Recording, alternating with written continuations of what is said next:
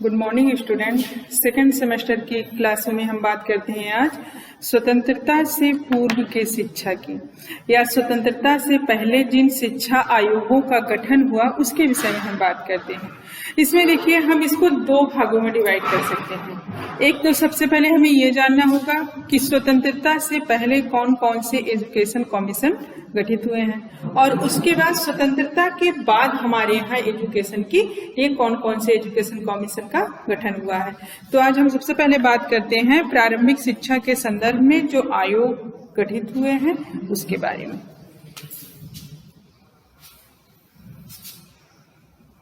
ये आपका topic unit second की समझ है, ये यूनिट सेकंड।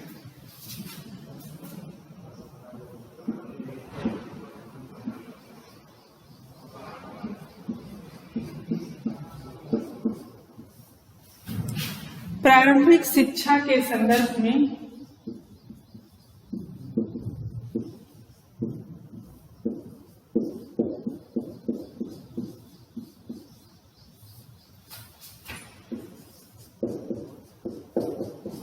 गठित आयोग एवं समितियां,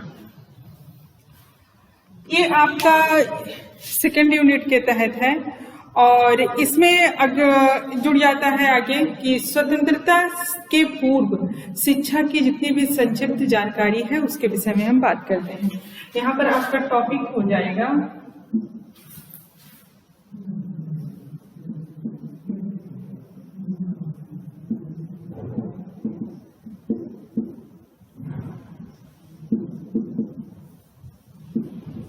स्वतंत्रता से पूर्व शिक्षा।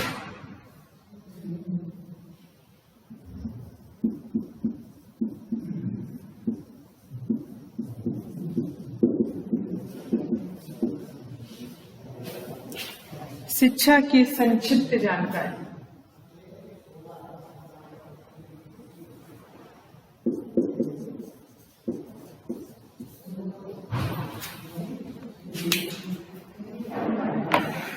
इसमें देखिए, अगर हम इसके इंट्रोडक्शन की बात करें कि स्वतंत्रता से पहले शिक्षा की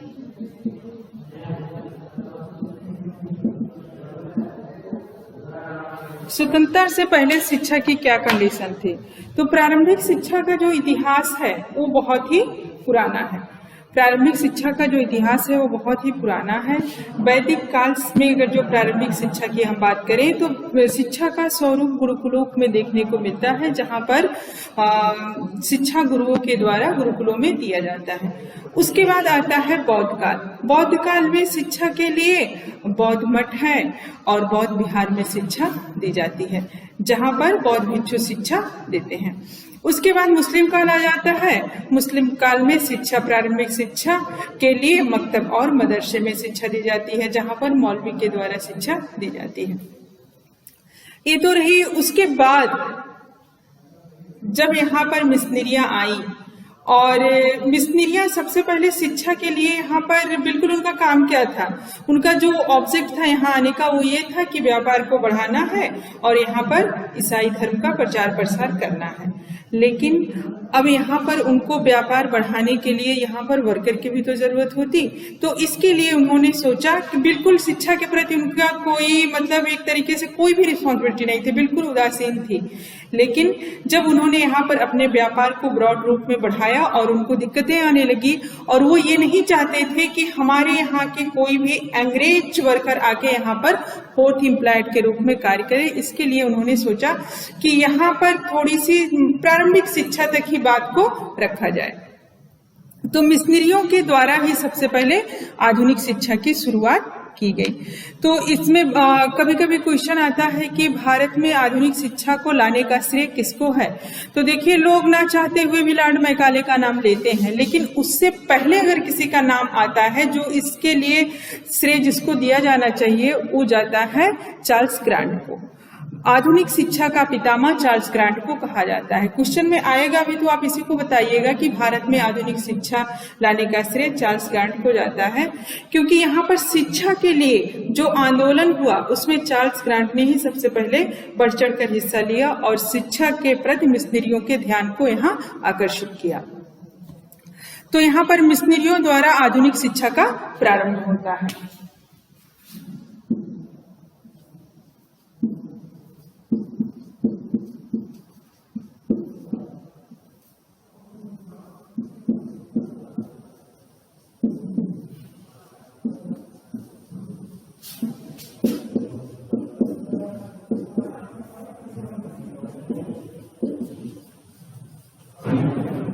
मिशनरियों द्वारा आधुनिक शिक्षा का प्रारंभ होता है।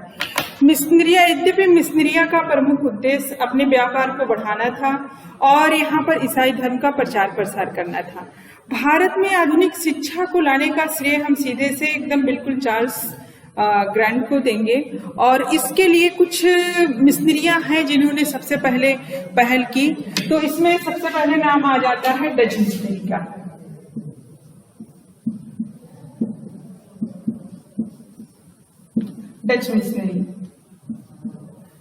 डच मिशनरियों का क्या काम था कि इन्होंने कुछ विद्यालय खोले और जिसमें जो ईस्ट इंडिया कंपनी मिशनरियों के कर्मचारी हैं उनके बच्चे और अन्य भारतीय बच्चे भी इसमें पढ़ते थे।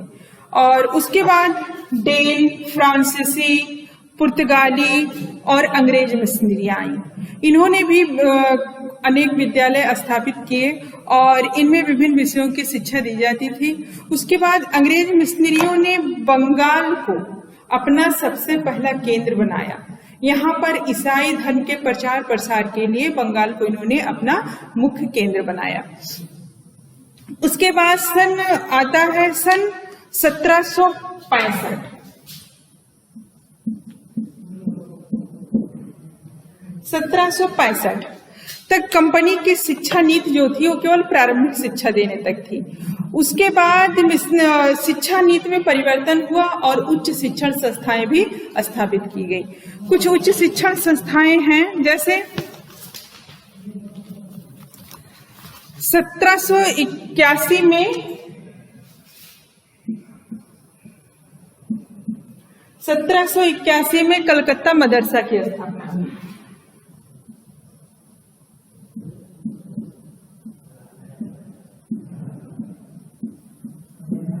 1781 में कलकत्ता मदरसा की स्थापना की गई। 1791 में बनारस संस्कृत कॉलेज की स्थापना की गई।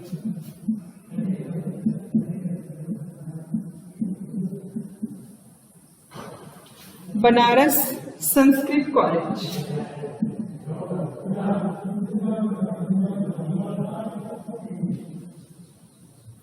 बनारस संस्कृत कॉलेज की स्थापना की गई।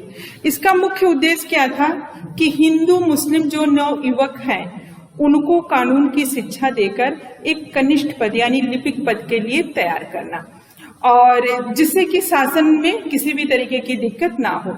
उसके बाद फिर तत्कालीन ही जो गवर्नर जनरल थे लॉर्ड वेलेस्ली, इन्होंने 1800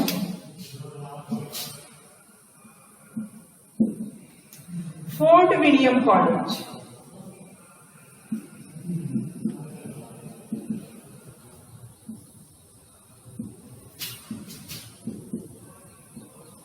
फोर्ट विलियम कॉलेज की स्थापना इन्होंने कलकत्ता में किया, और यह कॉलेज जो है कंपनी के असैनिक कर्मचारियों के लिए था। और उसके बाद अंत में 1818 में पूना संस्कृत कॉलेज की स्थापना की गई।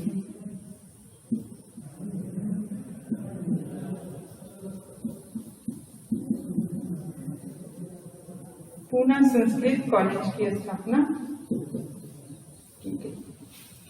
तो यहाँ पर जो स्वतंत्रता के बाद जो मिशनरियों का, स्वतंत्रता से पहले जो मिशनरियों का रोल है शिक्षा में, प्रारंभिक शिक्षा में, तो उसके लिए देखिए ये डच मिशनरी है, डेन मिशनरी है, फ्रांसीसी मिशनरी है, पुर्तगाली मिशनरी है और अंग्रेज मिशनरी है। तो यहाँ तक तो प्रारंभिक शिक्षा के लिए इन्होंने प्रयास किए, तमाम विद्यालय खोले। और उसके बाद यहाँ पर क्या कहते हैं 1765 तक केवल इनका शिक्षा का जो टारगेट था वो प्रारंभिक शिक्षा तक ही था, लेकिन उसके बाद इन्होंने उच्च शिक्षा पर भी अपना ध्यान दिया और उच्च शिक्षा के लिए भी तमाम विश्वविद्यालयों की स्थापना की गई। तो सबसे पहले 1781 में कलकत्ता मदरसा की स्थापना की गई। उसके बाद 1791 में बनारस संस्कृत कॉलेज की स्थापना की गई।